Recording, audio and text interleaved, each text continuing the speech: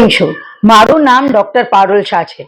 હું psychologist, ગ્રાફોલોજિસ્ટ, worksheet designer અને phonics expert છું. હું ઓથર છું બુકની, જેનું નામ છે empower with BLA phonics 1 and 2. બંને અવેલેબલ છે એમેઝોન અને ફ્લિપકાર્ટ પર. આજે આપણે વાત કરીશું કે ફોનિક્સને લઈને કેટલી બધી વાતો જે આપણા મનમાં છે એ એકચ્યુઅલી સાચી છે કે નથી. સો આ ટોપિક પર વાત કર્યા પહેલા જો તમે મને હજી સબસ્ક્રાઇબ નથી કર્યો તો પ્લીઝ સબસ્ક્રાઇબ કરો તાકે તમને હજી આવી વિડીયોઝ જોવા મળે. સો ફર્સ્ટ વાત કે ફોનિક્સ કેમ કે બધા કરાવે છે અને વેસ્ટર્ન સ્કૂલ્સમાં કરાવે છે એટલે આપણે કરાવીએ છીએ. બાકી એ ન બી કરાવીએ તો ચાલે, આપણે નથી કર્યું તો પણ આપણે વાંચી શકીએ છીએ. હવે આમાં શું છે કે ફોનિક્સ એકચ્યુઅલી શું છે એ સમજવાનું બહુ જરૂરી છે. આપણે ગુજરાતીમાં અગર કહીએ ઘર તો આપણે લખીએ પણ ઘર. સો જે આપણે બોલીએ છીએ એ જ આપણે લખીએ છીએ. પર ઇંગ્લિશમાં આવું નથી હોતું. ઇંગ્લિશ વર્ડ ઘરનું શું છે? હાઉસ. જ્યારે હું કહું છું હાઉસ તો મારું ફર્સ્ટ સાઉન્ડ શું છે? હ. એના માટે હું લેટર લખું છું એચ. તો લેટરનું નામ એચ છે પણ એનું સાઉન્ડ છે હ. તો આ જે બંને અલગ અલગ છે આ બાળકોને શીખાડવું પડે છે ત્યારે એ લોકો સમજી શકે. સો ફોનિક્સ છે આ લેટરના નામ અને એને સાઉન્ડનું જે રિલેશનશિપ છે કે કયા લેટરનું કયું સાઉન્ડ છે એ આપણે ફોનિક્સમાં શીખાડીએ બાળકોને. અને બીજા હાયર લેવલના પણ રૂલ્સ આવે છે. તો ગુજરાતી જેવી ઇઝી ઇંગ્લિશ લેંગ્વેજ નથી એટલે બાળકોને ફોનિક્સ શીખાડવું જરૂરી છે. હવે આપણા ટાઈમ પર બહુ ભણવાનું સિમ્પલ હતું. આપણે ટેક્સ્ટબુક વાંચતા હતા, એમાંથી આન્સર લઈએ અને લર્ન કરીને એક્ઝામમાં લખી દેતા હતા. પણ આજકાલની જે એજ્યુકેશન સિસ્ટમ છે એમાં બાળકોને બહુ બધી ઇન્ફોર્મેશન ગોતવી પડી છે ઇન્ટરનેટથી કા બુક્સથી. તો એના માટે એ લોકોને બહુ ફાસ્ટ વાંચવું જોઈએ અને વાંચવાનું અગર ઇમ્પ્રૂવ કરવું છે તો ફોનિક્સ બહુ જરૂરી છે. એટલે ફોનિક્સ એકચ્યુઅલી પ્રોબ્લેમ સોલ્વર છે, એ જરૂરિયાતની ચીજ છે. બધાને જોઈને કરવાનું છે એવું નથી. ફોનિક્સ વાંચવાની અને પોતાના સ્પેલિંગ લખવાની આ બે પ્રોબ્લેમ સોલ્વ કરે છે અને ઇંગ્લિશમાં આ બે જ પ્રોબ્લેમ બાળકોને બહુ હેરાન કરે છે. સો ફોનિક્સ એકચ્યુઅલમાં પ્રોબ્લેમ સોલ્વર છે, એ જરૂરિયાતની ચીજ છે. સો આપણું પહેલું નોશન કે ફોનિક્સ બધાને જોઈને કરવાનું નથી પણ એ એકચ્યુઅલી બાળકને જરૂરી છે એટલે આપણે બાળકોને કરાવવું જોઈએ. સેકન્ડ, ફોનિક્સ કોઈ પણ એજમાં આપણે કરાવી શકીએ. ઇનફેક્ટ ફોનિક્સ આપણે કોઈને પણ કરાવી શકીએ. એક બાળક સેકન્ડ ગ્રેડનું છે, 6th ગ્રેડનું છે કે કાંઈક મોટી હાયર લેવલની એક્ઝામ આપે છે, અગર એને રીડિંગની પ્રોબ્લેમ છે, અગર એ મોટા વર્ડ નથી વાંચી શકતા કે પોતાની સ્પેલિંગ લખવામાં મિસ્ટેક કરે છે તો એને આપણે ફોનિક્સ શીખાડી શકીએ. જ્યારે હું ટીચર્સ ટ્રેનિંગ કોર્સ કરાવું છું તો કેટલા બધા એડલ્ટ્સને બી બહુ બધા રૂલ્સ નથી ખબર ફોનિક્સના. તો એનું મતલબ છે કે ફોનિક્સ આપણે કોઈને પણ કરાવી શકીએ. એ બાળક હોય કે મોટા હોય, સેકન્ડ સ્ટાન્ડર્ડમાં હોય, પ્રાઇમરીમાં હોય કે સેકન્ડરીમાં હોય, કોઈ પણ એજના વ્યક્તિને આપણે ફોનિક્સ કરાવી શકીએ અગર એને પ્રોબ્લેમ છે રીડિંગ કે રાઇટિંગમાં. સો આ થઈ ગયું સેકન્ડ નોશન.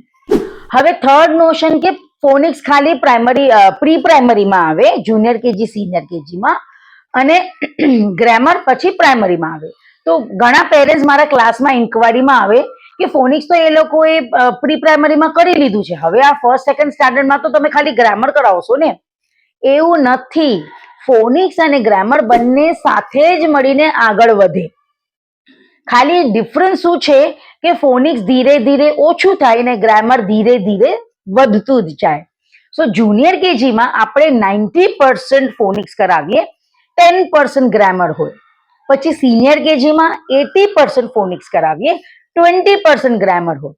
પણ ફર્સ્ટ ગ્રેડથી આ જે પર્સન્ટેજ છે એ ફોનિક્સનું ઓછું થઈ જાય અને ગ્રામરનું વધી જાય. સો ફર્સ્ટમાં ઓલમોસ્ટ ઇક્વલ હોય, પછી સેકન્ડથી ફોનિક્સ ઓછું થઈ જાય અને ગ્રામર વધતું જાય. સો ફોનિક્સ અને ગ્રામર સાથે સાથે જ ભણાવાય. કેમ કે ગ્રામરના રૂલ્સ એટલે ગ્રામરમાં કાંઈ બી અગર એ લોકોને કરવું હોય તો સેન્ટેન્સ વાંચવું જરૂરી છે અને સેન્ટેન્સ વાંચવા માટે ફોનિક્સ જરૂરી છે. સો ફોનિક્સ અને ગ્રામર બંને સાથે સાથે જ જાય.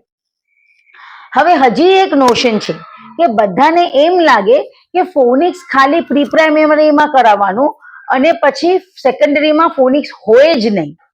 એકચ્યુઅલમાં શું હોય કે ફોનિક્સમાં પહેલા અમે સાઉન્ડ્સ કરાવીએ, પછી એના હાયર રૂલ્સ પણ હોય. સો જુનિયર કેજી સિનિયર કેજીના બાળકો એ હાયર રૂલ્સ ન સમજી શકે.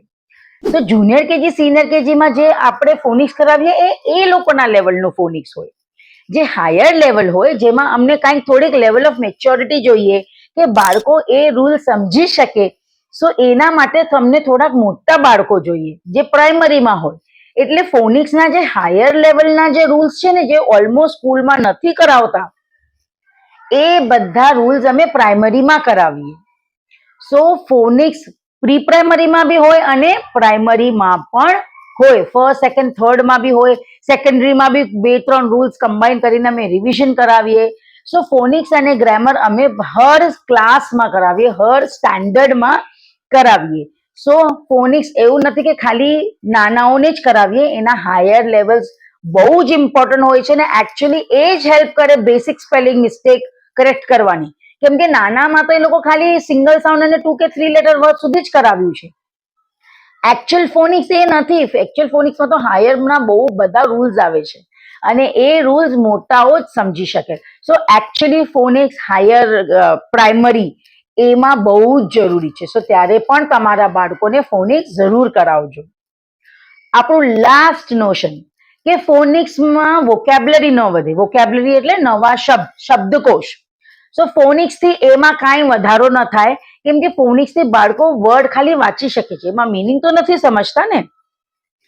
પણ ફોનિક્સ થી વર્ડ વાંચે, પછી એનું મિનિંગ સમજે વાક્ય વાંચીને. અગર એ વાક્ય વાંચીને મિનિંગ ન સમજાય તો ડિક્શનરીમાં જોએ, અને પછી એ વર્ડ એને આવી જાય તો એ જ્યારે બોલે ત્યારે એને વાપરે કે લખતી સમય વાપરે. આ બધા અલગ અલગ સ્ટેપમાં પહેલું સ્ટેપ કયું આવ્યું? એ વર્ડ વાંચવાનું. અગર એ વાંચી જ નહીં શકે તો એનું મિનિંગ કેમ સમજશે અને પછી લખશે કેમ કે બોલશે કેમ? સો ફોનિક્સ બહુ મદદ કરે છે બાળકોનું શબ્દકોશ વધારવાનું. એ ક્યાં બી વાંચતા વાંચતા એમને નવું વર્ડ ક્યાં બી મળી શકે છે.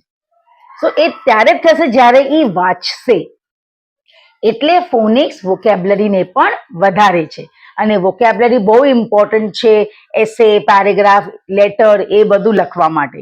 સો ઇનડાયરેક્ટલી ફોનિક્સ બધામાં જ હેલ્પ કરે છે. આઈ હોપ મેં આજે બહુ બધા તમારી સાથે ફોનિક્સને લઈને વાતો શેર કરી છે, તમને આ બધી કામમાં આવે. અને અગર તમને હજી કંઈ જાણવું હોય ફોનિક્સ વિશે, કે તમારી હજી કોઈ ક્વેશ્ચન હોય, ક્વેરી હોય, તો પ્લીઝ તમે નીચે કમેન્ટમાં લખી શકો છો. બાય. મને સબસ્ક્રાઇબ જરૂર કરજો. બાય.